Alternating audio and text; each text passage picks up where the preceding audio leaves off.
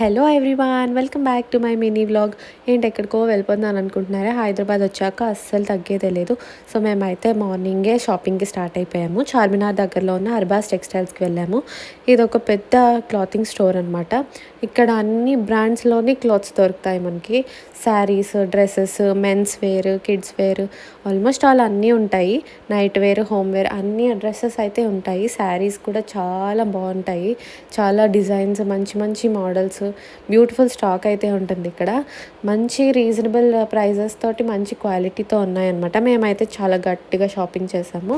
ఒక ట్రాలీ అయితే ఫుల్ చేసేసాము అనమాట. తర్వాత ఈవినింగ్ మా మమ్మీ వాళ్ళు కాకినాడ వచ్చేస్తున్నారు. సో వాళ్ళని డ్రాప్ చేయడానికి రైల్వే స్టేషన్కి వెళ్ళాము. అండ్ మా అక్క అండ్ మా బావగారు మా డాడీకి ఫోన్ గిఫ్ట్ చేశారనమాట. సో స్వీట్ కదా. ఆ తర్వాత మేమైతే వాళ్ళకి సెండ్ ఆఫ్ ఇచ్చేసి డిన్నర్ చేయడానికి శివాజీ మిలిటరీ హోటల్కి వెళ్ళిపోయాము.